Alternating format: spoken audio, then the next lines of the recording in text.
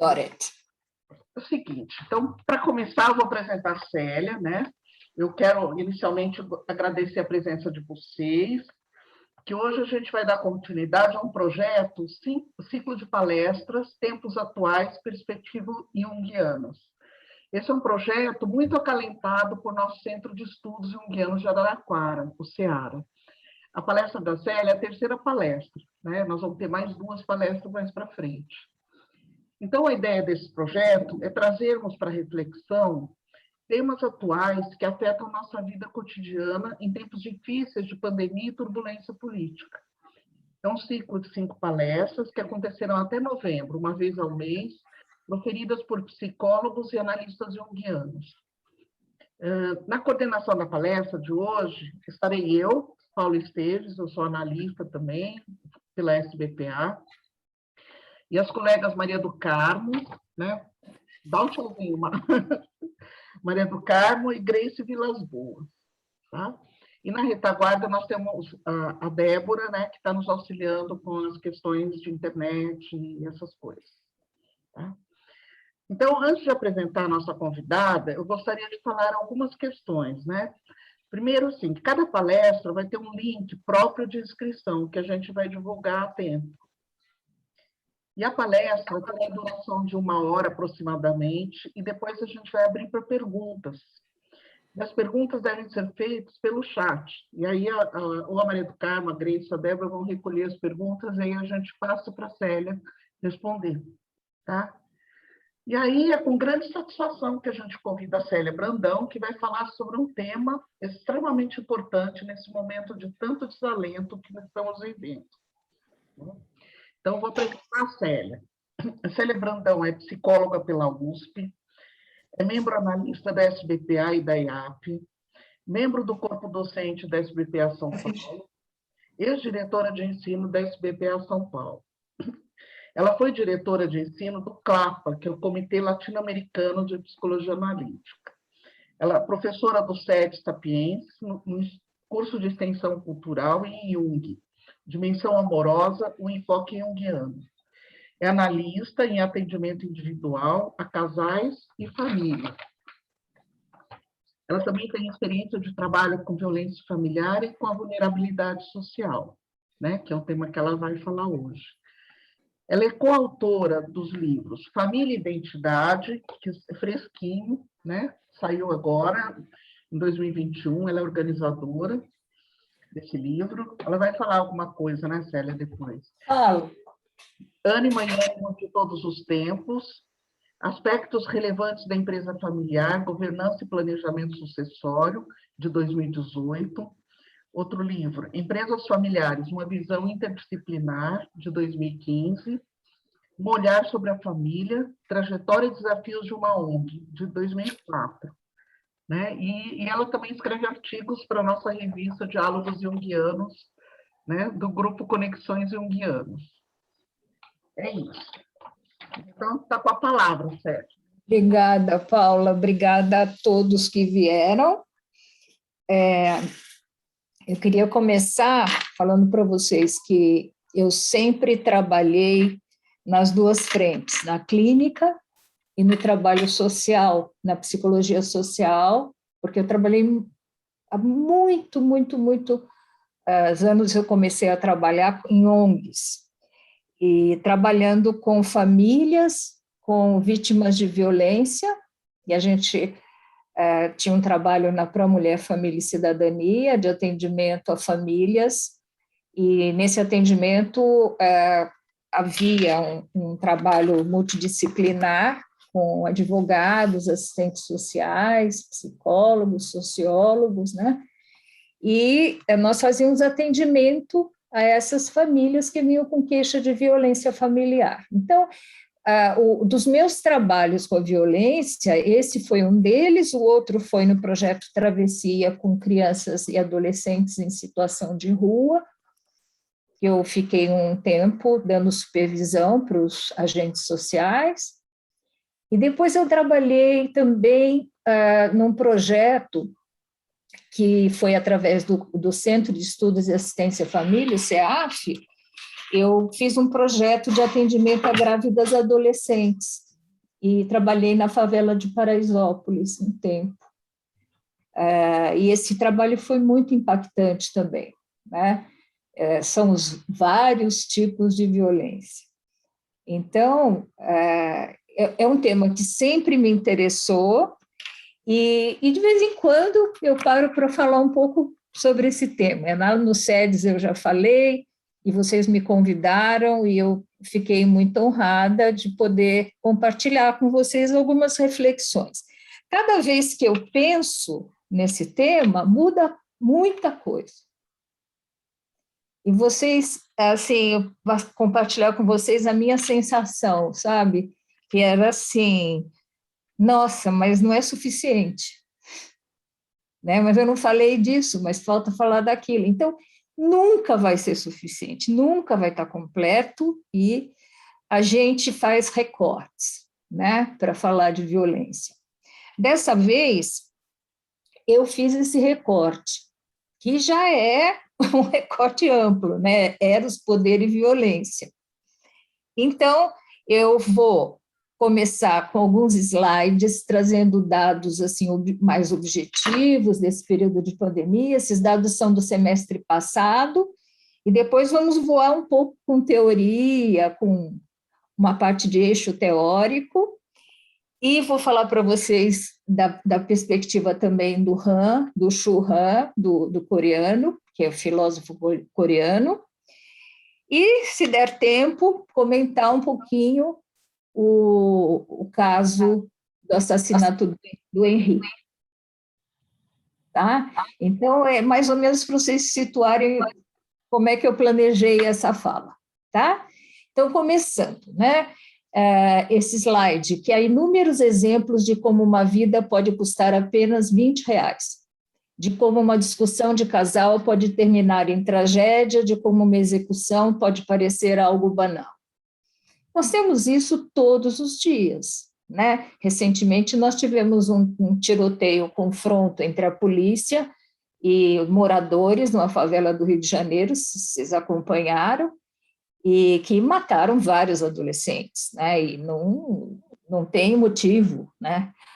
Houve um outro na favela de Paraisópolis, né? Em nome de acabar com o baile funk, também foram assassinados vários adolescentes, né? Na estatística, sempre a maioria são meninos e negros ou pardos, esses que são assassinados. A suposição de que esses meninos, por problemas de racismo, são identificados sempre como transgressores, então eles acabam sendo assassinados, né? Esse trabalho do Núcleo de Estudos de Violência da USP, junto com o Fórum Brasileiro de Segurança Pública, é que me forneceu esses dados. Foi onde eu fui colher os dados que eu estou passando para vocês. Então, apesar dos homens serem a maioria entre as vítimas de violência, o número de mulheres assassinadas também é bastante alto. Normalmente, elas são assassinadas pelos companheiros ou ex-companheiros, e poucos deles eram, assim, até pouco tempo atrás, agora está começando a ser mais identificado como feminicídio, né? Nesses assassinatos, que denota um preconceito de gênero e um abuso de poder contra as mulheres. E nós sabemos que, na notificação, nós não temos todos os casos, portanto, os registros subnotificam, né? Então, a gente não sabe se os números que nós temos e o que é considerado feminicídio, né, o que não é, se não tem erro de registro. Então, sancionada há pouco mais de 5 anos, a lei do feminicídio aumenta a pena para assassinatos contra mulheres cometidos em razão do gênero, mas ainda é pouco aplicado. G1 lança monitor de violência, em parceria com esse Núcleo de Estudos de Violência da USP e o Fórum de Segurança Pública. Então, esse monitor de violência é o mesmo que a Globo usa para apresentar, de vez em quando eles apresentam, né? Ou no Globo News, ou eles apresentam, e esses monitores estão sempre verificando o número de ocorrências. Existe uma diferença entre o que se contabiliza nos boletins de ocorrência e o que realmente aconteceu agora na pandemia. Por quê? Porque, normalmente, esses boletins de ocorrência são feitos pela internet na pandemia. Isso mudou também a condição de registro. Muitos registros não foram feitos e se sabe que foi subnotificado também, né? Então, representa uma média de 62 registros por dia ou um a cada 23 minutos no período. É muito, né? Um registro a cada 23 minutos é demais, e mesmo assim a gente sabe que muita coisa não foi. Então, foram 5.559 boletins de ocorrência de violência doméstica entre abril e junho desse ano. De acordo com a Polícia Civil, de abril a junho, os registros de violência doméstica variaram de 1.510 a 2.050. Então, vocês viram, dos 5.000, né, o que eles podem ter até 2050. De acordo com a delegada, essa Jamila Jorge Ferrari, diretora das Delegacias de Defesa da Mulher, os registros pela internet representaram 19%, ou seja, praticamente um em cada 5, né? Então, de todos os 29.117 boletins de ocorrência de violência doméstica contabilizados entre abril e junho. Isso não é só devido à pandemia. Isso acontece. E um dado, tem um livro da Vânia Izumino sobre violência contra a mulher, que é uma socióloga que fez uma pesquisa acompanhando casos de violência no judiciário, em casos de divórcio, e ela acompanhou os processos. E o que ela verificou? Ela verificou que muitas mulheres, quando estavam mais próximas à separação, retroagiam da queixa. E aí ela fez um estudo muito interessante, que foi um estudo sobre o discurso. E no discurso do judiciário, o que ela verificou é que havia uma posição muito conservadora que levava a mulher quase a retroagir, porque era uma, como se dissesse, ruim com ele, pior sem ele, né? E será que é tão grave assim? Né? A senhora quer mesmo se separar? Algumas mensagens induziam a que a mulher retroagisse, tá? Aqui, eles estão dizendo que os pedidos de medidas protetivas pela Polícia Civil caíram 32% em comparação com abril de 2019. Eles avaliaram como dificuldade das mulheres em encaminhar queixas de violência em razão do confinamento,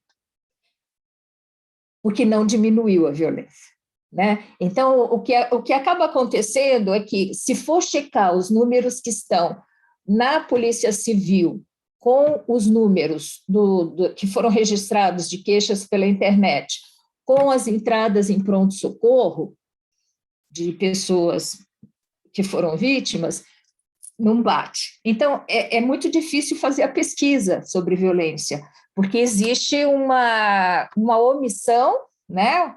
Medo até das mulheres, às vezes, de fazer a queixa, e existe também, da parte da próprio judiciário, uma posição mais conservadora, que se vê também, e que coloca a mulher nessa posição de gênero, né?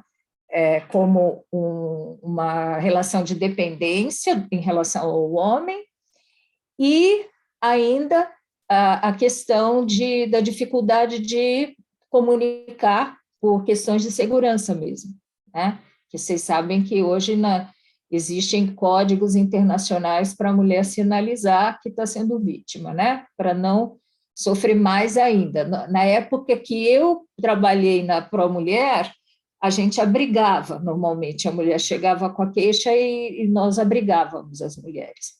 Mas uma coisa que nós verificamos também é que a violência não é a violência só de gênero, né? A violência, ela ocorre em várias frentes, né? E nós não podemos falar, nós temos desde a violência fundadora, que funda uma comunidade, que, do ponto de vista antropológico, que eu vou falar para vocês, até a violência que ocorre entre gêneros, mas também a violência que ocorre e é estrutural dentro de uma sociedade e que pode ser também entendida dentro das questões políticas e sociais, né? Então, não é só esse tipo de violência de gênero. A maior incidência, normalmente, é na residência da vítima. A violência paterna é substituída pela do cônjuge ou do namorado em relação às mulheres. Dos 20 aos 59 anos, elas passam a ser agredidas pelos parceiros. A partir dos 60 anos, filhos assumem o papel de agressores. Isso me fez lembrar que uma cliente minha, psiquiatra, que trabalhava no plantão da Santa Casa, chegou horrorizada, porque um paciente que deu entrada lá tinha acabado de matar a mãe, né? Que era uma idosa. Então, assim, esses casos, né, chegam mais, e a gente tem mais notícia no pronto-socorro psiquiátrico, né, no atendimento de ambulatório psiquiátrico, e muitas vezes não são notificados, não tem registro. Então, o que a gente sabe é que desde a Cartilha Maria da Penha, embora nós tenhamos, desde 2006, né, uma atenção maior para os casos de violência, não houve uma redução significativa, né? A gente sabe que as crianças, as meninas no Brasil continuam sendo vítimas de abuso, e sabemos também que meninos são vítimas de abuso, né? Crianças são vítimas de abuso. Bom, eu não vou aqui, eu vou parar um pouquinho, que eu não vou nesse. Então, eu, quando pensei em falar em eros, poder e violência, né, eu pensei porque essa polaridade eros e poder já foi apontada pelo Jung, vocês sabem disso, né? E a pergunta é assim, seria mesmo o oposto de eros o poder? Então, lendo alguns autores, eu fui verificar o que os autores falam sobre essa questão. Mas eu vou fazer uma digressão para vocês aqui um pouquinho, para a gente entender um pouco também como que o amor, o que a gente entende por eros, evolui na sociedade, né? Porque o amor acompanha a história da sociedade. O potencial para amar é arquetípico e define a capacidade de cada indivíduo se associar a outros humanos e estabelecer vínculos. Então, nós entendemos eros como a capacidade de conexão, conectar-se. Na civilização grega e na moral cristã, elegia-se o amor ideal, né? Que é o que nós vimos em Platão, conceito de belo, de verdade, de virtude, atrelava-se à busca do amor ideal, do divino, isento do carnal e dos prazeres mais simples do homem. Havia uma dissociação entre corpo e alma, né? E o amor era o amor que a gente chama do agape, né? Que é o amor idealizado. Na Idade Média, as dissociações entre mente e corpo, entre o bem e o mal, marcaram a dissociação também entre sagrado e profano, e estavam na base dos relacionamentos, essas dissociações. A Elizabeth Rudnesco, que é uma analista lacaniana, disseca esse tema e dizia que aquele que buscava o gozo através de práticas condenadas pela moral vigente era considerado perverso. Então, qualquer prática que fosse fora da moral cristã era chamada de perversão, tanto que se queimou nas fogueiras muita gente, né? E muitas mulheres. os tribunais da Inquisição instalaram uma perseguição pautada por uma única verdade e lei, a homens e mulheres cuja conduta afetiva e sexual se afastasse dos dogmas da Igreja Católica e das relações de poder que eram de tipo feudal. Então, eram hierárquicas, né? Senhores e vassalos, não havia simetria.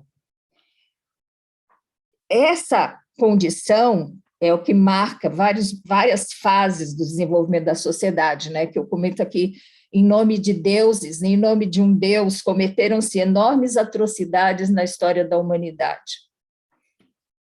No século XVIII, isso entre 1715 e 1789, o movimento iluminista propôs a ideia de um sujeito unificado. O que era isso, né?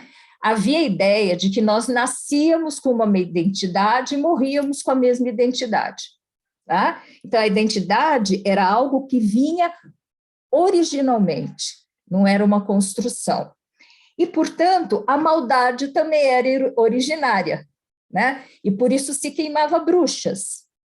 Então, nesse momento do iluminismo, começa a se trabalhar essa questão, mas não se chega a uma conexão mais dialética entre as oposições bem e mal, né? Então, no iluminismo, a ideia de que havia uma só verdade, uma só forma de felicidade, um sentido de justiça único, e o conhecimento era aquilo que podia vir através da razão e não da emoção, né? Então, havia essa hierarquia, né? E um desprezo, de certa forma, por um conhecimento que pudesse vir através dos sentimentos, das emoções. Isso não era conhecimento.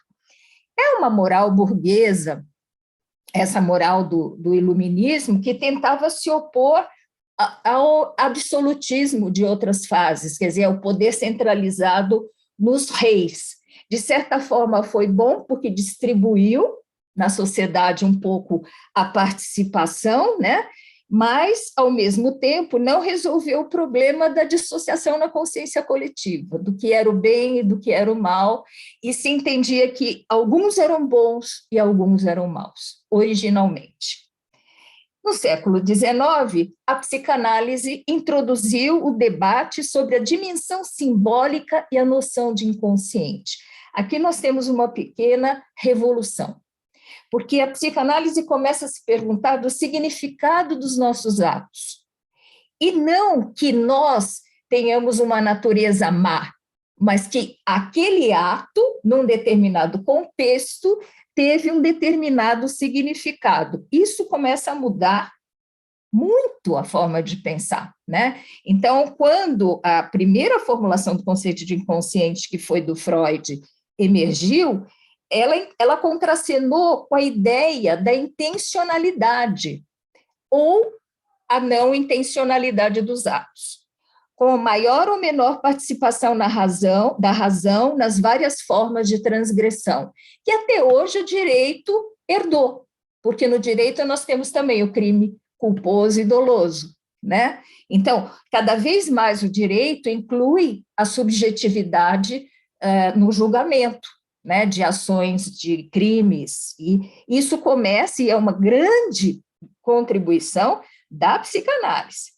E a meta do que a gente entendia, né, no Freud como a pulsão de destruição era não realmente um instinto de destruição global. O que o Freud falava era dissolver a tensão libidinal, sendo análogo ao princípio de Nirvana, de que tudo tende ao zero de excitação, e por isso ele chamou de instinto de morte. Mas, na verdade, ele estava falando de um instinto que, junto com Eros, buscava o equilíbrio psíquico, buscava o equilíbrio das tensões. Não era simplesmente um instinto de destruição. E Jung comenta um pouco isso, que nesse caso, se a gente for pensar bem, lá por 1920, no artigo Mais Além do Princípio do Prazer, o Freud vai falar dessa tensão entre Eros e Thanatos. E ele vai falar o Jung, né? E parece que aí eles podiam até concordar um com o outro, porque os dois estavam falando de uma relação entre contrários, tá? Só que a diferença é que o Freud estava falando de pulsões e de instintos, e o Jung fala de arquétipo. Então, não é a mesma coisa, né? Mas eu acho importante a gente não levar a ferro e fogo a questão do instinto de morte e a gente pensar que, na verdade, o Jung também pega essa questão do mal, só que ele não fala do instinto de destruição, mas ele fala do mal como um componente do potencial arquetípico que está no self. Tá? Então, ele traz do ego para o self. Eu vou citar aqui o Plínio Montanha, que é um psicanalista de data da Sociedade de Psicanálise, quando ele fala do que seria a violência. Ele diz: a violência poderia ser considerada, na perspectiva freudiana, como uma manifestação do impulso de morte em sua parcela de disfusão, não vinculada ao impulso de vida. Então, quando os dois impulsos se separam, se desconectam, quando o impulso de destruição se desconecta do impulso de vida, que seria o Eros, aí ocorreria a violência. Ele diz, é sua parcela livre, como se fosse uma energia livre que se separa do instinto de vida. Seria um desvio da agressividade humana, porque a agressividade humana, como um instinto básico, é um instinto de conservação e não de destruição, né? Então, mesmo no começo da teoria do Freud, ele vai falar de pulsões, ele vai falar pulsão de conservação, pulsão de satisfação e pulsão de destruição. Tá? Então, essa ideia eu acho importante a gente ter, porque, na verdade, nós estamos falando de forças, que depois o Jung vai falar que realmente nós temos no self forças construtivas e destrutivas, né? Só que aí ele não vai usar, porque ele não coloca o Eros como pulsão sexual, e aí ele vai tratar de uma outra forma. Então, Jung enfatiza que Eros não é apenas pulsão sexual ou pulsão de vida. Eros constitui potencialidade arquetípica de conexão. Menciona a existência de forças destrutivas no self e enfatiza a questão do mal também como potencialidade arquetípica. Propõe um modelo energético de ciclos, onde a energia só pode ser produzida pela tensão dos contrários. Sem tensão entre polaridades, não há energia, na teoria junguiana. Tá? Então, é assim que aparece no Jung. Eu vou parar um minutinho aqui, vou mostrar uns slides para a gente pensar a questão da violência. Vamos lá. Não é esse. Oh, my God. Agora eu tenho que sair desse aqui. Isso. Não. Como é que eu saio agora, gente? Aqui. Stop share. Lá. Eu entrei no slide errado. Então, vamos lá embaixo.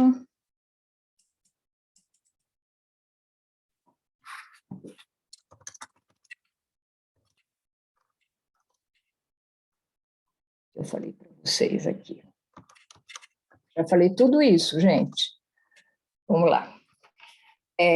Sobre a topologia da violência, né? Então, o Han faz um estudo e discute um pouco quais são as formas de se abordar a violência. Existem formas diversas. Uma delas é o Bauman, né, que fala que o conflito de identidade do sujeito está por trás de toda a violência.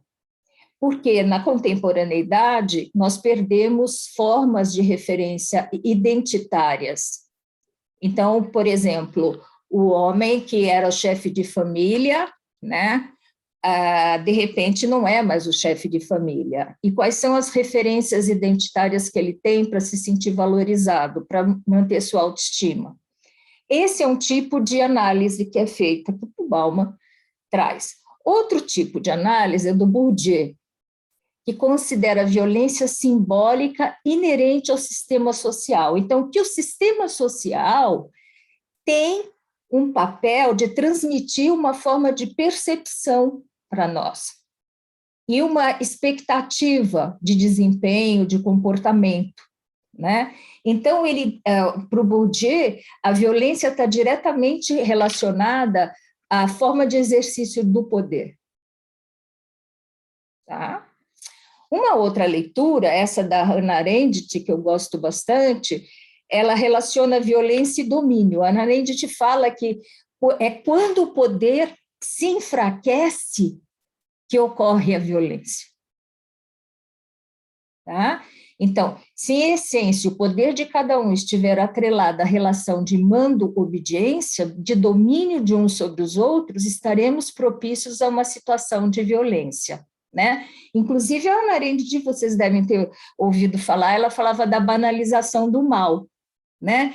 E a banalização do mal envolve uma questão ética, que é a forma de avaliação que nós fazemos dos nossos atos. Se numa sociedade a estrutura de poder é de mando e obediência, por exemplo, a gente pode achar natural certos mecanismos, certos atos de opressivos, né? E ela vai discutir exatamente isso, nós banalizamos o quanto há de mal naquele ato, tá? Quer dizer, a gente está com uma CPI aí da Covid, né, em que se discute os direitos humanos, os direitos fundamentais, né, o direito à vida, né, e que um presidente, um líder político tem que preservar esses direitos dos cidadãos, né, através dos seus atos. Se ele comete algum ato que é contra a garantia de direitos, ele está cometendo um crime, né? E esse crime, dependendo de como ocorreu, é bastante grave, né? Pode implicar até no impeachment, né? Que nós estamos acompanhando. Então, essa banalização do mal, essa reflexão da Hannah Arendt, teve desde a época da guerra, né? Com os crimes que foram cometidos durante a guerra e como ela entendia essa questão da banalização. O Sócrates Nolasco é um psicanalista sociólogo do Rio de Janeiro, e ele levanta um aspecto do século XX, que começou a crescer o individualismo, e muitas referências para nós reconhecermos a nossa identidade. Então, tem uma multiplicidade de escolhas possíveis. E essa multiplicidade de escolhas também pode levar à violência, porque a ideia de que todos podem, né, que seria, né, um direito democrático, né, traz uma consciência também àqueles que não estão conseguindo. Né? Então, nós, hoje, quer dizer, de um lado, a abrir as oportunidades, que foi o que aconteceu com o desenvolvimento do capitalismo, né? É muito bom, mas, de outro lado, nós temos que ter um status dado às diferenças, porque a democracia seria que todos, nas suas características, pudessem ter condições de comer, de ter uma casa, de sobreviver, né? Então, não é só questão de ter as mesmas, dizer que você tem liberdade de escolha, porque também não existe isso, né? A gente sabe que, quando a gente fala, né, meritocracia, dá vontade de dar risada, né? Você tem crianças que vão para a escola sem lanche, e moram na favela, e estudam nessas condições, e você tem crianças que, num país desigual, vão para a escola com lanchinho, com caderno, com tudo bonitinho, vão chegar em casa, vão ter cama, vão ter tudo ok. Então, não existe meritocracia nenhuma. E por trás dessa diferença ocorre o ressentimento, né? E pode ocorrer a violência. Bom, o uso do gênero para o estudo da violência, eu falei um pouquinho, né? Tanto a questão do domínio do sexo masculino sobre o feminino, através dessa tríade patriarcado, racismo e capitalismo, que eu já tinha falado para vocês, E o gênero é uma forma de representar as relações de poder conforme as representações dominantes num determinado sistema. Então, a gente representa da forma que a gente entende. Então, a gente pode dizer que mulheres são assim assado, homens são assim assado, né? Meninos são assim assado, meninas são assim assado. E essas categorizações, quando chegam numa estereotipia, podem causar conflitos e exclusões, né? E a gente sabe disso, né? Bullying nas escolas, que é um tipo de violência. Então, o Han faz um estudo que eu acho bem interessante, que ele relaciona violência e poder. E ele fala que a violência é diferente do poder, porque a violência não é um meio de ação. A violência não constrói, ela não tem um projeto de construção. Isso eu achei muito interessante essa leitura, porque ele é filósofo, né? Então, ele está fazendo uma discriminação de que o poder é sempre poder para construir alguma coisa, é um meio de ação, né? Ele pode ser usado para fins construtivos, o poder não é só negativo. Por isso que também a gente dizer que o oposto do amor é o poder, pede um pouquinho mais de reflexão, né? Porque o poder não é só negativo, o poder pode ser usado para fins construtivos e fins destrutivos, né? Então, ele fala, a violência não tem o objetivo de governar ou influenciar, ela é em si destrutiva. Tá? A relação entre violência e poder pode ser de meio e fim com a deliberação de se tornar poder. Então, pode existir uma ação violenta, como existiu na história da humanidade, para mudar a estrutura de poder. Né? Como? Não é que nós estamos defendendo a guerra, né?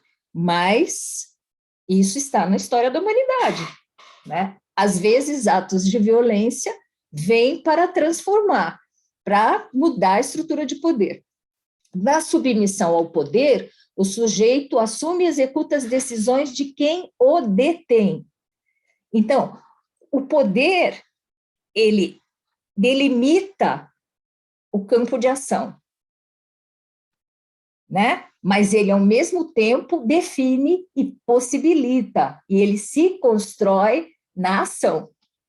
Tá? Então, eu acho que é uma discriminação interessante. Quando ele fala a violência não tem projeto, né? Só que, como nós somos psicólogos e analistas, nós sabemos que nós temos sempre que pensar nas intenções conscientes e inconscientes, né? E pensar que essa discriminação que o Han está fazendo é muito importante para a gente não dizer assim, o poder é negativo, o poder é positivo, ou o poder é negativo, a violência é negativa. Né? O poder depende de como ele é exercido. Então, o poder trabalha, organiza, elabora, produz normas, estruturas, instituições e se insere em uma ordem simbólica. Quando o poder se fragiliza, ocorre uma fissura provocada pela violência. Então, a ideia, né, da Hannah Arendt é exatamente essa, quer dizer, quando você vê que está ocorrendo um descontrole nas relações sociais e que ocorre a violência, é importante entender o que nós estamos tentando conter ali, né? Mas é um sintoma de enfraquecimento de poder. Tá? Quer dizer, o fato de você ter, o que está acontecendo no Brasil, né? 3, 4 manifestações no espaço de 3 semanas, né? Como em alguns meses aqui, mostra que o poder está fragilizado. Né? A utilização da violência pode ser uma tentativa desesperada de converter impotência em poder. Então, isso a gente vê muito nos homens que alguns falam que se sentiam tão humilhados, tão desqualificados numa relação de casal, né?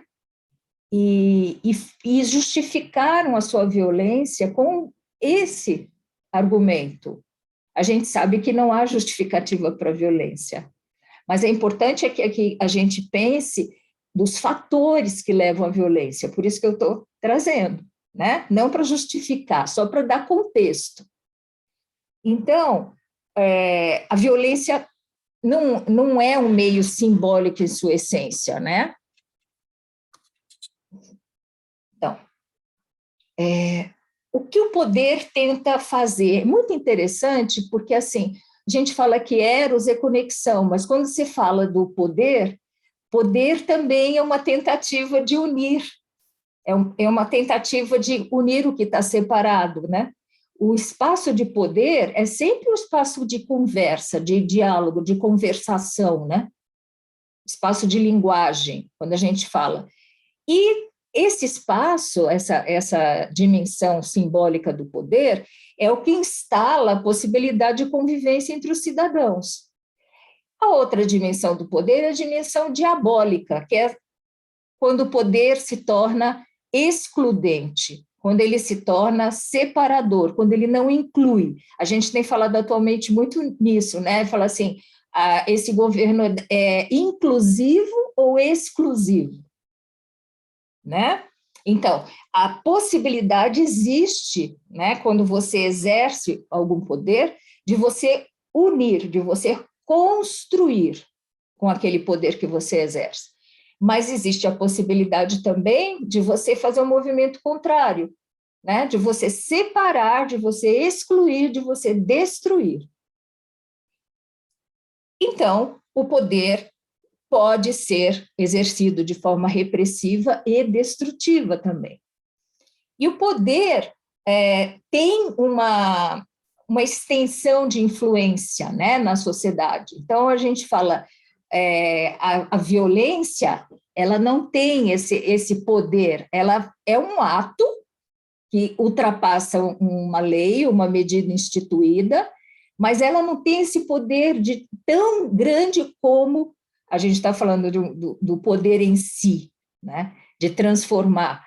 E a gente normalmente vê, depois da violência, uma esterilidade, né? A gente fala, olha, assassinar os meninos, né? Algo foi feito, e agora nesse 11 de setembro, né? Todo 11 de setembro a gente vê uma porção de vídeos sobre o terror, né? Que é uma forma de violência. E o que fica depois? É terra arrasada, né? A violência deixa a terra arrasada. Né? Só ver aqueles filmes em Nova York do avião entrando nas torres, né? E terra arrasada.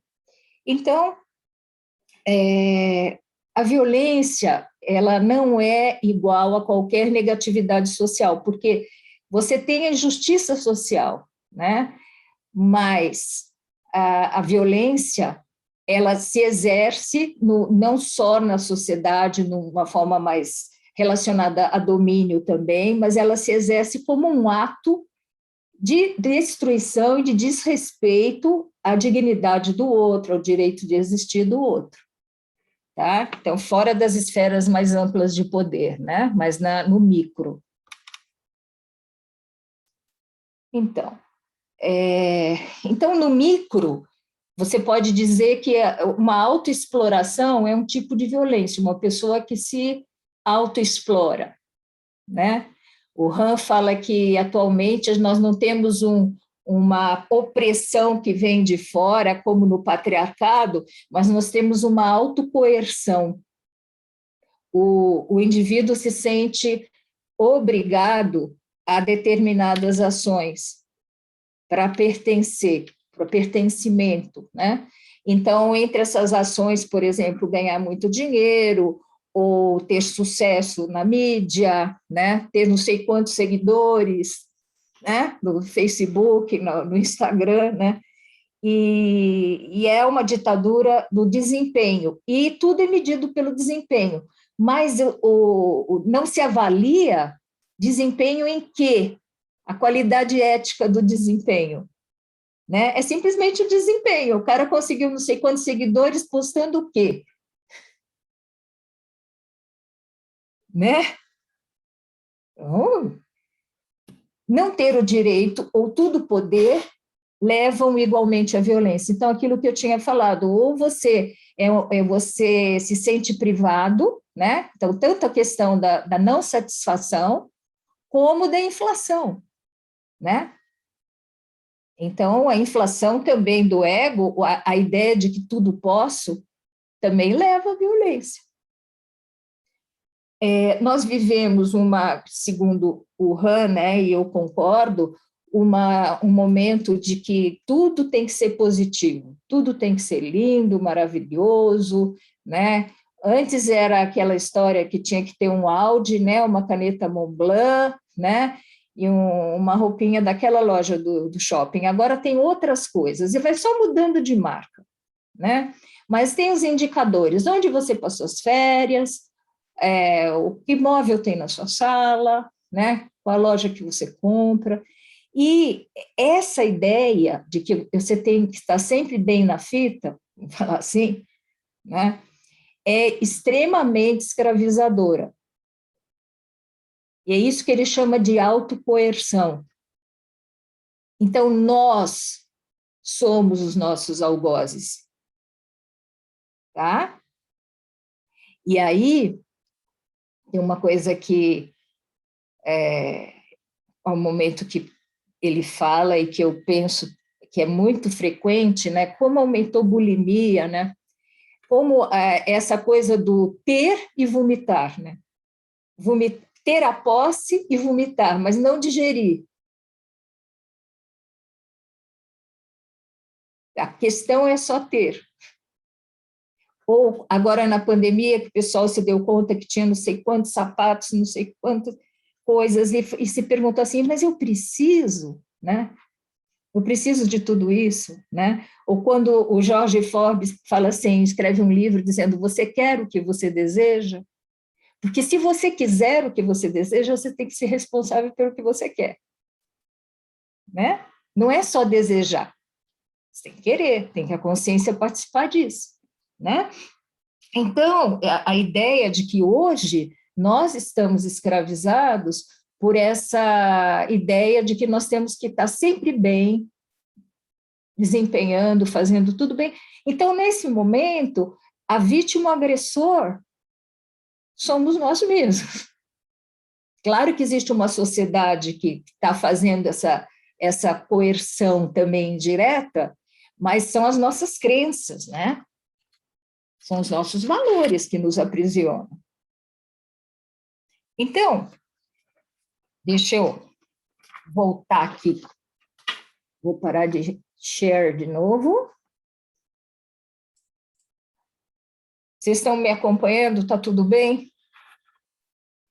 Então, eu queria trazer para vocês essa ideia da violência no contexto grupal, né? Porque eu acho importante, nós falamos da violência na relação de casal, na família, a violência que nós cometemos contra nós mesmos, mas é importante falar na análise dos fenômenos grupais e coletivos. E Jung trabalha muito essa questão do coletivo, né? Paula, eu estou vendo o horário aqui, eu tenho mais coisa para falar. Não, fala tudo que você tem que falar, Célia, claro. Tá bom, tá bom. O que eu vi aqui, na análise dos fenômenos grupais e coletivos, o conceito de fantasma e o conceito de complexo cultural resgata o que não pode ser suportado pela consciência e se repete entre gerações na forma de imagens inconscientes ativadas que assombram a vida do sujeito ou de um grupo. Eu acho essa leitura uma leitura interessante para nós entendermos a violência. Por exemplo, um afeto que não tem acesso a uma forma de representação na consciência se constitui como fator de dissociação psíquica. Então, um ressentimento, né, pode trazer uma dissociação psíquica. E para onde vai essa energia desse sentimento que ficou negado?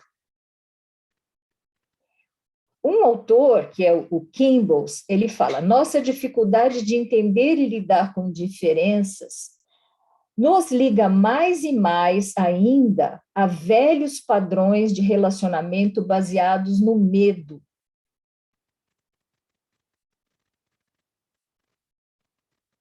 Então, essa energia, né, ou seja, a energia do ressentimento, da raiva, da frustração, pode ser vivida como ameaça, né, internamente, uma ameaça tanto de dissociação psíquica, medo da dissociação psíquica, quanto ameaça de abreagir isso, atacar o outro, né? Afinal, a nossa origem é também animal.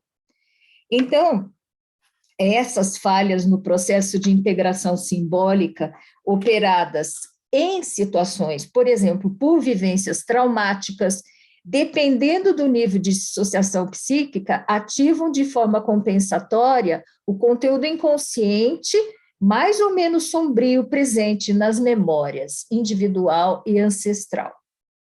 Então, nesses estudos que até no livro Família e Identidade eu escrevi sobre isso, de como nós herdamos, e nós não estamos só resgatando, muitas vezes com as nossas ações, os traumas que foram vividos na nossa geração, mas de outras gerações também, né?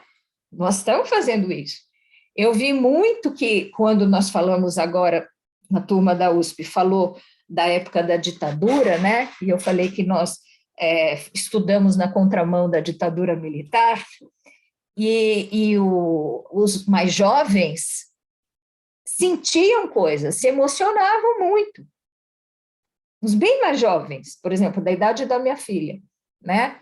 Ficavam muito emocionados, como se eles estivessem vivendo aquilo. Então, eles também herdam, né, toda a nossa vivência traumática. E essa vivência traumática fica no coletivo. Então, não dá para a gente dizer assim, olha, simplesmente Estados Unidos entra no Afeganistão, ele sai. Acabou a guerra. Não. Todos os que viveram tudo aquilo e que vão viver agora, continuidade, estão vivendo esse trauma. E vão agir com mais ou menos violência, ou isso vai se transformar em alguma ação que não necessariamente é uma ação construtiva, pode ser até suicida, né? Para viver nesse lugar aqui, eu prefiro morrer. E tem um outro autor que eu queria citar para vocês, que é o Cauchet, salienta que as defesas arcaicas, arquetípicas, seriam parte do lado escuro do self ambivalente. Então, no nosso self, existem forças construtivas e destrutivas, e os autores junguianos atuais estão falando sobre isso mais e mais, né? E esse autor, ele fala o que acontece com o self na presença de um trauma grave. Por exemplo, o que aconteceu com o self, eu vi no outro dia o documentário, das crianças que estavam na barriga da mãe, ou que eram pequenininhas, quando os aviões entraram nas torres nos Estados Unidos. Né? Então, tinha desde ali, não sei se vocês viram o documentário, uns que diziam assim, mamãe, eu acho que isso é mais um problema seu, você que vive mais isso. E tentavam se proteger, né? E tinha uma outra menina que, quando deu depoimento, disse que ela não sabia o que acontecia, mas que ela ficava muito mal todo 11 de setembro. E que na escola eles falam todo ano, lembram das vítimas e tal, e o pai dela tinha morrido. E ela mal conheceu esse pai. Então, ela dizia, é muito ruim toda vez que tem que falar disso, eu saio da sala. Né? Agora, o que essas gerações, né, essa geração Z vai fazer com essa experiência? Como é que isso vai ser elaborado, né? Então, a ideia, será que essas forças do mal, né, presentes no self vão se manifestar? Ou será que eles vão conseguir soluções mais mediadoras, né? Porque esse é o nosso assunto, né? E aí, a gente pensa que uma ação violenta pode ser ativada e se colocar a serviço da preservação ou defesa de um sujeito ou um grupo também. Mas isso não quer dizer que seja o melhor método, né? O fato da motivação ser essa, a gente pode até dizer, nós estamos defendendo aqui o nosso povo, mas estamos matando outro povo. A ativação de defesas primitivas do self podem estar por detrás do ato violento.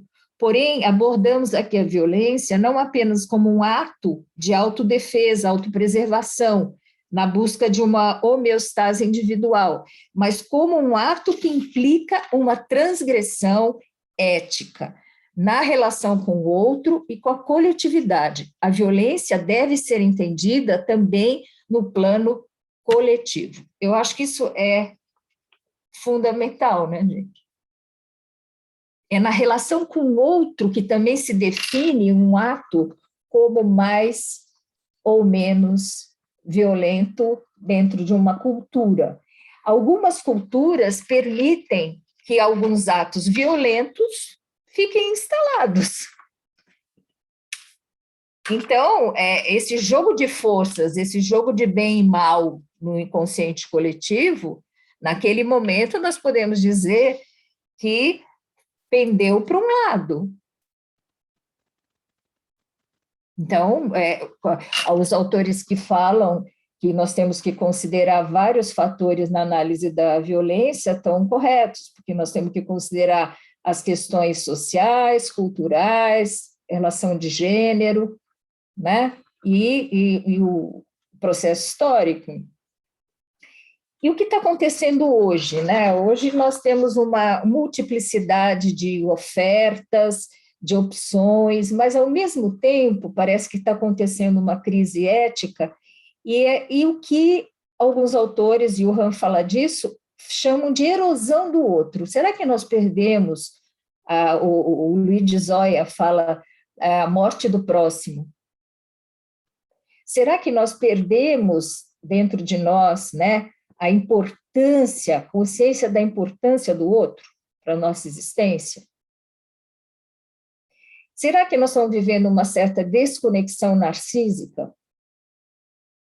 Se Eros é a energia de movimento, de conexão, que busca o outro diverso, o que não pode ser abarcado pelo eu, o que acontece no momento em que parece que há uma certa ausência de Eros, ou um Eros que já vem com receita, um prazer que já vem pré-definido, como, por exemplo, no sexo, daqueles rituais, né, de BMDS, né, e outras modalidades, né, que já vem o papel de um, o papel do outro, o que um pode fazer, e que cada um é utilizado como objeto de consumo, e aquilo não caracteriza uma relação, né?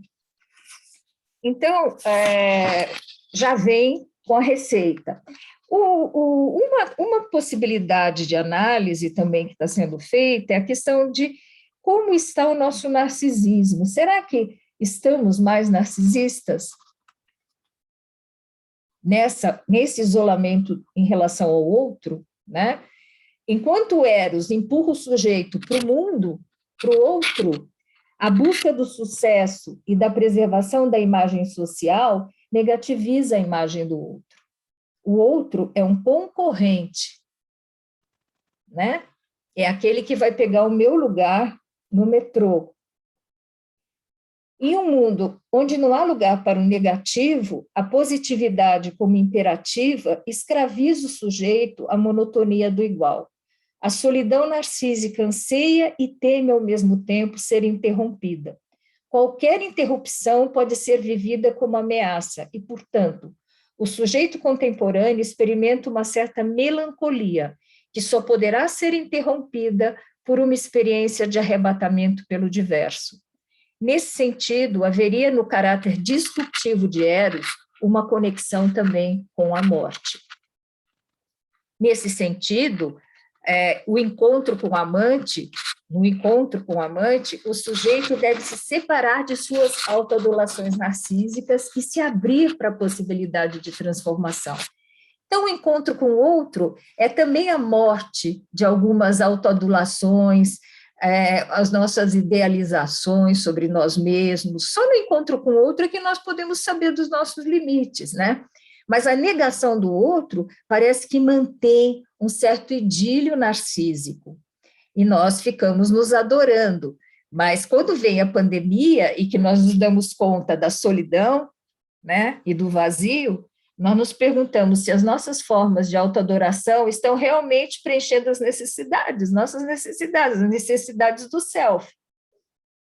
Eu tenho não sei quantos sapatos, não sei quantas bolsas, mas eu me sinto tão sozinho, né? Então, nós temos um paradoxo, né? Porque, de um lado, nós falamos que há um enfraquecimento da lei patriarcal, e, do outro lado, nós estamos falando que falta eros no cotidiano. Aparentemente, a gente ia dizer, né? Então, se tem menos poder patriarcal, não deveria ter mais eros? Essa era a leitura do patriarcado, né? A gente achava que se a gente tivesse menos autoridade na nossa cabeça e tivesse mais liberdade, a gente ia ter mais prazer e mais satisfação. Mas não é isso que está acontecendo, né? Então, alguma ressignificação de símbolos é necessária. E, apesar da gente ter tido enfraquecimento realmente das estruturas patriarcais, parece que a gente está submetido a um certo tipo de autoridade. Essa autoridade parece que é algo nosso mesmo, né? Dentro de nós. E a gente poderia pensar que o contrário de Eros é Phobos, é medo. Nós sabemos que o Jung assinalou a relação compensatória entre Eros e vontade de poder. Mas parece que há uma relação compensatória também entre o medo e a atitude de dominação. Parece que, quando nós estamos com medo, nós tendemos a ser mais inflados, como compensação, muitas vezes mais agressivos, muitas vezes tentamos ter domínio sobre o outro para diminuir o nosso medo. Então, a violência ela pode ser reveladora da nossa impotência, do nosso medo. E nós estamos vivendo um momento de país, um governo que usa o medo como forma de dominação. Então, na verdade, é bem mais complexa essa questão, né? Eu acho que existe uma crise de Eros, existe uma crise de Logos, né? Não é nem mais a razão que ia salvar tudo, né? Como no iluminismo, não é hoje só a satisfação e o sucesso, o desempenho, ganhar dinheiro, isso que também está resolvendo os nossos conflitos. Parece que nós precisamos de uma outra presença aí, né? E, como a gente fala assim, talvez, né, justamente aonde está a falta esteja a resposta, né? E se vários autores falam, né, dessa negação do outro,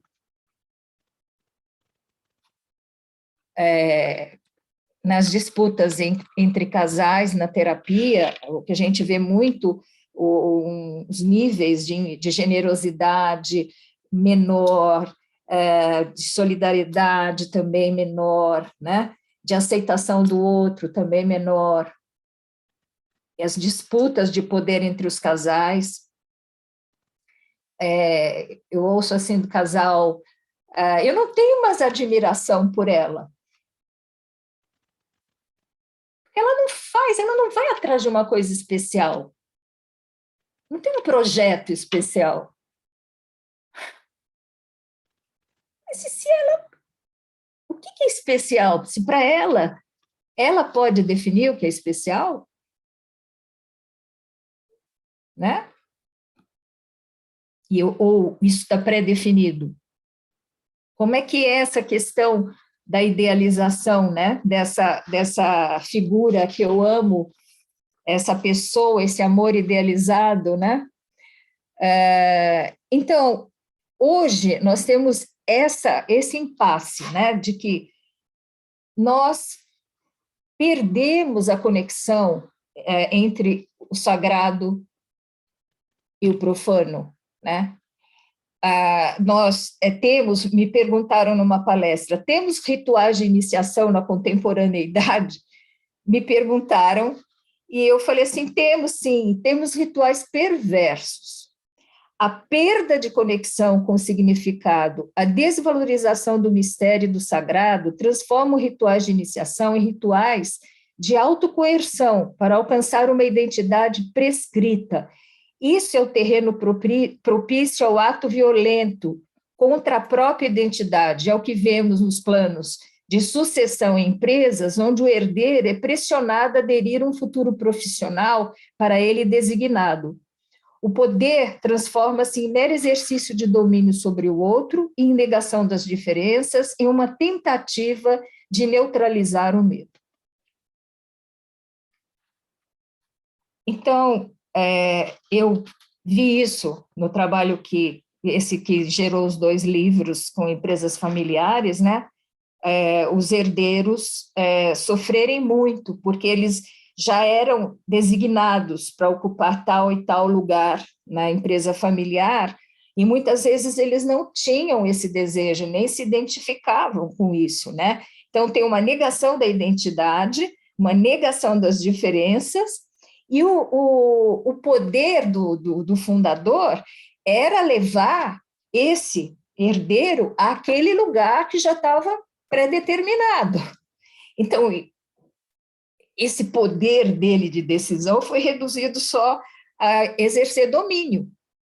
Não foi um poder para criar alguma coisa nova, para transformar aquela empresa, né? E a gente sabe que algumas empresas, por exemplo, a Votorantim, para isso, criou mecanismos. A Votorantim não deixa nenhum herdeiro já assumir cargo na empresa da família se ele não passou por outras experiências, porque ele tem que se testar fora da família. E depois ele vai concorrer com as pessoas que vêm lá de fora também. Né? Então, isso é uma forma de dar direito a ele, de ver se ele se identifica ou não com aquele negócio familiar, se ele quer mesmo. Então, eu me perguntei, né? Eu falei, bom, o que hoje nos ocupa, né? Nessa questão da violência? Eu apresentei um trabalho no Chile, há uns anos atrás, que era um curso sobre violência. E eu apresentei o caso da Isabela Nardoni, naquela época, né? E uma das coisas que eu me perguntava, né, era assim, como que as pessoas ficaram tantas horas na frente da televisão assistindo? Vocês lembram? Eu não estou me excluindo disso, não, eu também assisti. E eu ainda fiquei super absorvida, porque eu resolvi que escrever sobre violência e eu queria ver em detalhes tudo. Então, as pessoas ficam assistindo tudo aquilo dias e dias e dias e dias. Né? O que a gente faz depois com tudo aquilo? Né?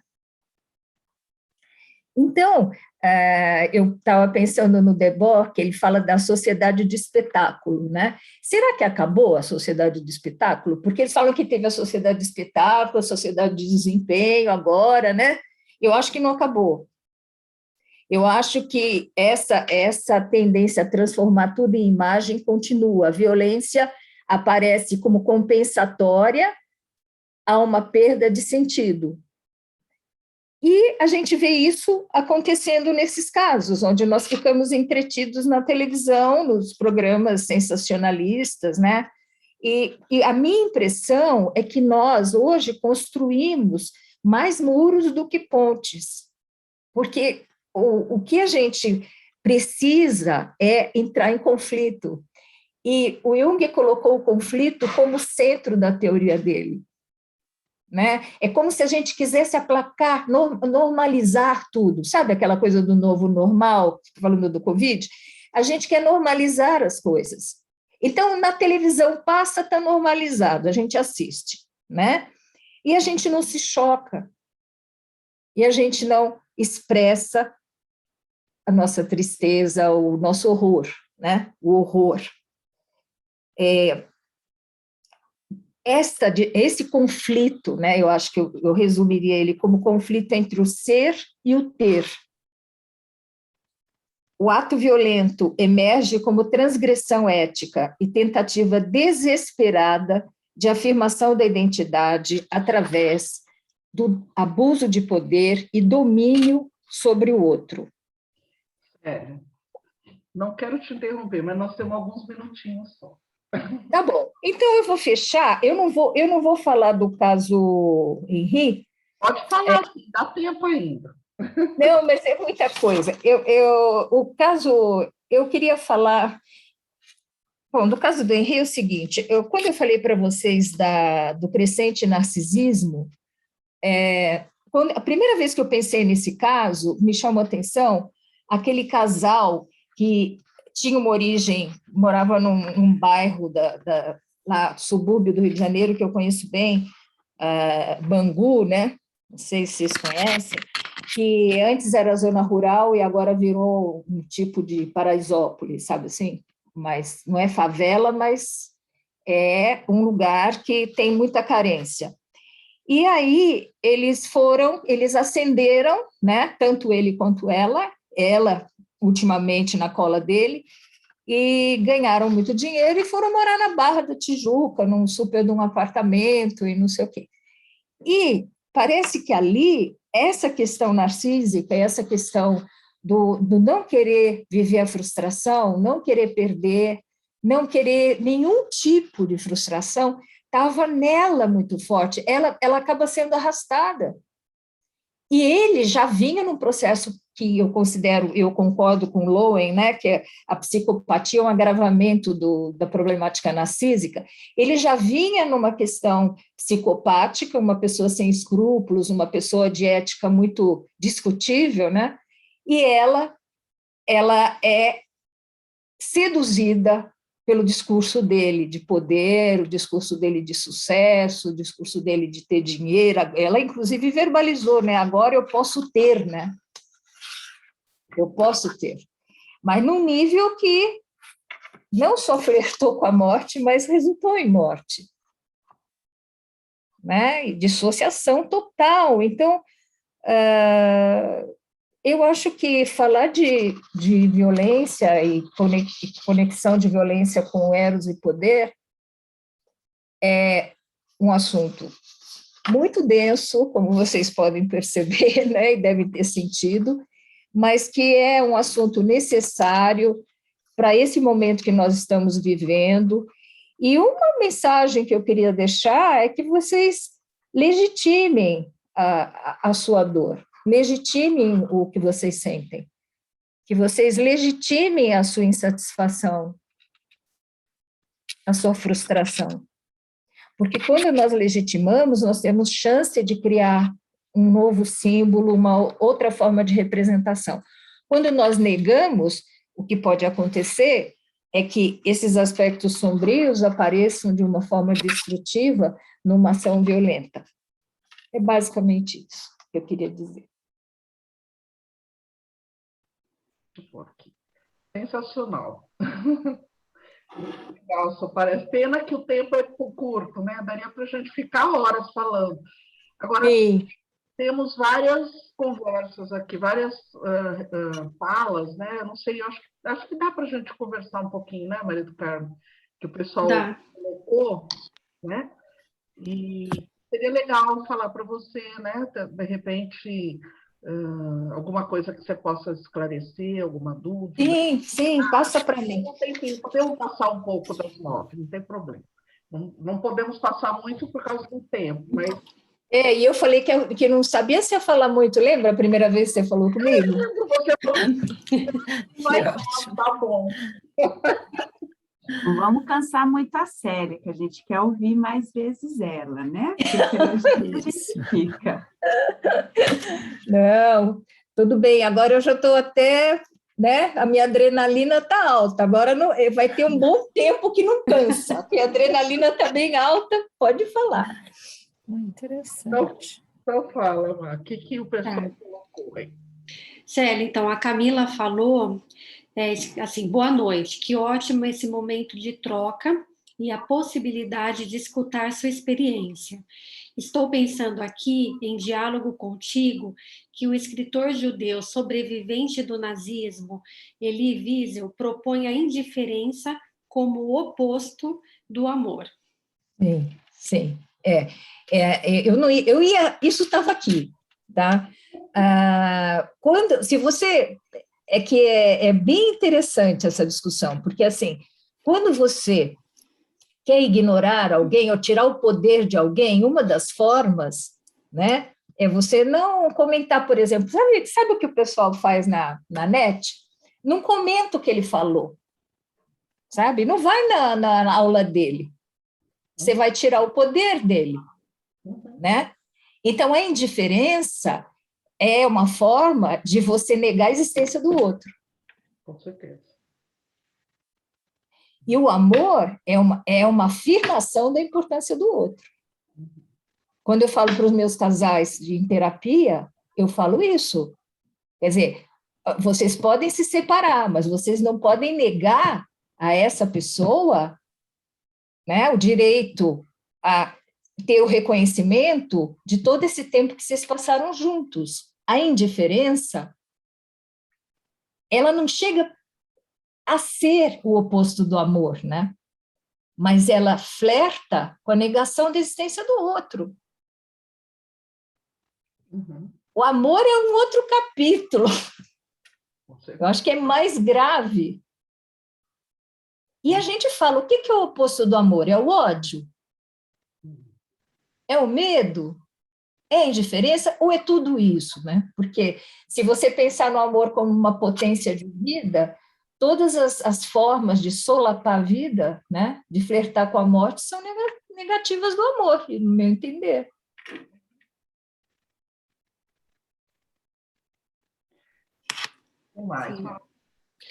Aí o José Rubens disse, isso me remete ao deus Wotan na Alemanha e à eleição de um genocida pelo ódio célfico. Não temos nada de pacíficos. Isso já era previsto há mais de 30 anos, com a corrida pela compra de conhecimento na educação e não em a construção cultural? Bom, eu concordo, né, Zé Rubens, você sabe, né? Eu concordo. Sei. Eu acho que a tua pergunta não é uma pergunta, né? É uma afirmação. Mas eu queria ouvir você, porque a tua exposição foi maravilhosa. Estou maravilhoso. Obrigada. Mas o que você queria o que você queria sobre o nazismo? E também talvez ligar com esse ódio que emergiu, né? Esse ódio que emerge. Uhum. Não é um ódio que vem do nada, né? Ele não foi Sim. criado. E aí me remeteu a essa questão, quando você falou do self, que tem destruição e construção. A gente sempre pensa em termos construtivos, né? Sim, sim. Mas sim. aí e a gente se pega assim, nós nos pegamos desprevenidos, né? Como que isso nos pegou desprevenido em termos de consciência, né? Nós só fomos consciência depois, né? Sim. Feita. Nós somos tomados, né? Eu não sou uma historiadora nem uma socióloga para analisar o que ocorreu no nazismo, mas nós sabemos que num primeiro momento, aquilo tudo era uma grande realização política, né, de uma Alemanha poderosa e etc. Começou tudo como um grande projeto megalo, né, de uma Alemanha poderosa. E, num determinado momento, parece que por algum sentimento de fragilidade, se precisava criar alguma coisa, um argumento mais populista, né, ou mais fanático, para fortalecer a união dos alemães. E elegeu-se um bode expiatório, uma vítima. Isso me lembra o René Girard, porque o René Girard falava da violência fundadora, né? Só que ele falava na fundação de uma sociedade. A sociedade se sente ameaçada e cria-se um bode expiatório, cujo sacrifício vai salvar a comunidade. E o bode expiatório, a vítima eleita, foram os judeus, né? Eu assisti um filme há pouco tempo, que é a questão do horror, né? A questão de você ficar horrorizado, e a gente tem que perceber que a gente fica horrorizado. É muito importante isso, porque a banalização do mal está aqui também. Eles faziam o seguinte, eles pegavam as jovens, que eram órfãs dos judeus que foram assassinados, as crianças, né? E havia instituições, você sabe, você é médico, né? Eles faziam para fazer a raça pura, essas meninas eram estupradas pelos nazistas, as loirinhas só. Uhum. Então, essas que seriam os alemães puros eram filhos, de um lado eram filhos de judeus. Pois é. A gente não precisa nem na Alemanha nazista. Se a gente pegar a escravidão em si, né, quer dizer, eu estava lembrando a sua fala, né, desse trauma transgeracional, né, quer dizer, a própria escravidão, né, no Brasil. No Brasil. Né, assim, quanto que, às vezes, até hoje, né, que você começou a fala falando do negro, do jovem homem negro, que é mais morto, a violência contra isso existe até hoje, né? Sim, essa sensação de inferioridade, às vezes, que pede para que os negros lutem, batalhem para ter um lugar ao sol, né? É uma coisa muito, muito forte, né, Célia? É bem terrível, terrível. E na história do Brasil a gente tem movimentos, né, onde ocorreram massacres, né? Que a Inconfidência Mineira, que era inspirada pelo iluminismo, uma coisa de liberdade, né, de poder dividir o soldo lá, o lucro lá, aí já naquela época, né, se roubava ouro do Brasil e as mineradoras eram as que destruíam e levavam, né? E de repente se elege um cara, né, e se esquarteja, né? Uhum. A Andréa colocou aqui para a gente ler o Torto Arado, que já esclarece tudo. Lê o quê? Acho. Torto Arado. Muito interessante. Eu disse que ler Torto Arado ajuda a gente a não esquecer essa história, porque é belíssima. Não sei se vocês leram, mas vale muito a pena ler. É um romance belíssimo, foi premiado e fala exatamente disso. Né? Fala da nossa história, das nossas raízes e dessa violência. Uhum. O que mais? Bom te ouvir, Célia. Oi? Muito bom te ouvir. Eu não estou te vendo. Ah, peraí. Agora sim. Ah, tudo bem? Bem. Agora que eu vi que é Andréa Túbero. Só com a voz, às vezes a gente não entende os nomes. Uhum. Então, você é autorizada a falar sobre história, sobre sociologia e sobre tudo mais. Ah, mas foi muito bom te ouvir. Rememorei várias coisas, assim, foi muito bom. Eu estava pensando no René Girard e você falou dele. Foi um encontro, foi muito legal. Muito bom. Ah, que bom, que bom. Fico feliz de você estar aqui. Eu descobri René Girard há muitos anos. Eu tenho um monte de livros dele, eu pego, eu fico fascinada com a leitura que ele faz. Muito incrível, eu recomendo para os psicólogos lerem o René Girard. e para entender mesmo, né, essas questões da antropologia, né, que combina muito bem com o pensamento junguiano.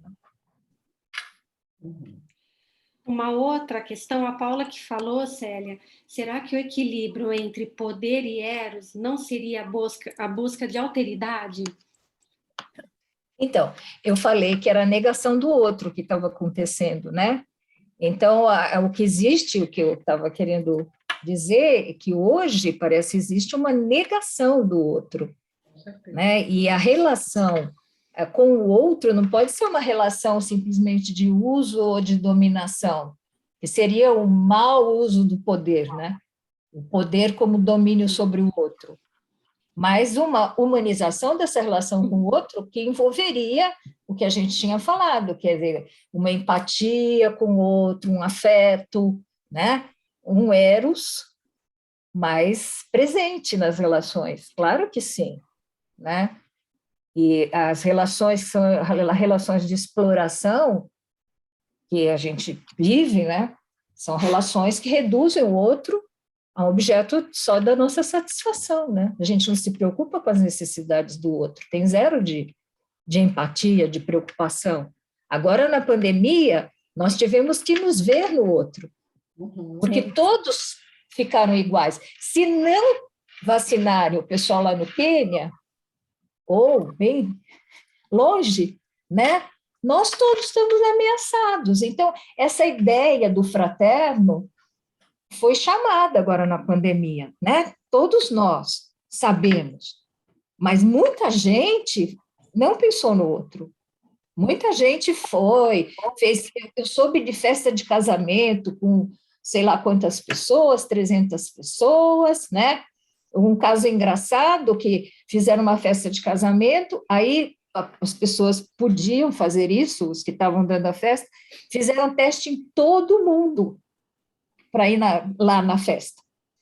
E daí, depois, uns dias que passaram o casamento, a noiva estava com Covid. Ave Maria. Ela não fez teste. Que horror. Gente, olha, eu acho que é um símbolo tão incrível. Quando a gente está nesse lugar de poder, lugar especial, né? A gente não se vê como igual, como vulnerável, como transmissor, como causador do sofrimento do outro. Eu sou a noiva é noiva, noiva é tudo de bom, né? Então, eu acho que essa história que me contaram, mas eu achei demais, demais, demais. Porque também reclamaram para mim uma coisa, uma pessoa que presta serviços na casa das pessoas, que é terapeuta, reclamou que ela ia de máscara, mas as pessoas da casa não ficavam de máscara. Porque ela é colocada no lugar de serviçal. Sabe aquela coisa? O serviçal é sujo, ele tem doença, o talher dele é sujo, transmite, o copo dele transmite, o meu não. Olha que incrível. Célia, aí parece que é uma questão também do poder, né? Do que eu exerço sobre o outro. Sim, poder só sobre como domínio e desvalorização, né, do outro. Exatamente, Uma coisa da hierarquia, né? Quer dizer, eu estou numa posição acima. Eu acho que tem as duas coisas, né, Célia? Porque é relação de dominação, né, Grace? E de exploração também, porque tem uma relação monetária, né? Uma prestação de serviço. Então, imbrica, né? Um nó, assim, né? E se é mulher, então, os três nós, né? Sim, aí pronto, né?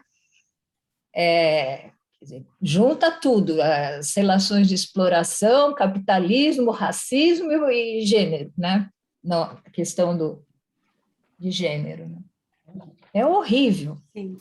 Então, acho que nós temos que estar conscientes que nós estamos nesse mundo controvertido e conflitivo e, né? E da nossa responsabilidade social, né? Porque não adianta só dizer, no meu bairro não tem tiroteio, né? Essa ideia de você estar protegido, né? Você não se percebe, às vezes, conectado com o resto da humanidade, né? Você se sente, né, acima ou excluído, ou numa bolha, né? E não se percebe fazendo parte. Né? Sim. Bom, gente. Célia, eu acho que tem uma questão dessa conexão, que ao mesmo tempo que todo mundo acha que está todo mundo conectado, nós vivemos uma sombra de uma desconexão com o outro, né? Porque na realidade, quer dizer, essa ilusão de que é como se a telinha nos protegesse, tá? E nos colocasse num lugar de invulnerabilidade. Então, é muito interessante como essas polaridades o tempo inteiro elas se propõem, né? Essa coisa do meu medo, tá? Da minha necessidade de contato, do meu poder e da minha, né, da minha onipotência e da impotência do outro. São questões, eu acho, que estão aí permeando o nosso dia a dia e que a gente precisa, talvez, encarar, né? Como é que isso é assustador, né? Quando você estava falando da questão de ficar olhando a história da Isabela Nardoni, eu acho que tem esse fascínio, né? Do medo, porque você fica tão impotente e tão machucado, né? Que aquilo é muito... aquela... Eu acho que é como se... É aquela coisa que a cobra nos causa, uma paralisação mesmo, né? Naquela posição. Mas é uma dissociação psíquica, É uma né? Porque você dissociação transforma aquilo em espetáculo, em imagem, né? Exatamente. E fica assistindo, e no momento que você vê aquilo de forma distanciada, não provoca em você tanto conflito quanto se você parar um pouco, né? E pensar, entrar em contato com o seu horror, né? Com horror. Situação. Aí entra a banalização do mal de novo, né? De novo, a banalização do mal, né? Que a gente teve essa dica da Hannah Arendt e a gente está esbarrando nela todos os dias, né? Exatamente. Gente. Paulo, deixa eu só ler as duas últimas para finalizar. Tá legal, porque o pessoal... Aí a Idalina, o pessoal já está saindo. Célia, seu trabalho é excepcional, grande colaboração. Muito obrigada por tanto tempo de dedicação a um tema difícil e tão penoso. E a Márcia Matos, excelente apresentação. Obrigada. Então, gente, só para dar mais um avisinho, nós vamos ter 2 palestras ainda. Uma com a Isabel Labriola, dia 22 de outubro, a Psicologia depois do Livro Vermelho do Jung, e dia 19 de novembro, com a Ana Sueli, sobre as feridas da alma, ouvindo Obaluayê. Tá? Maravilha. Parabéns pela iniciativa de vocês, obrigada pelo convite. Nós que agradecemos. Obrigada a você por essa palestra tão interessante, muito boa. Muito bom. Um tema tão importante. Tchau, querida. Um abraço para todo mundo. Boa noite. Boa noite, Célia. Obrigada. Boa noite, obrigada. Obrigada, tudo de bom. Tchau. Até mais. Tá?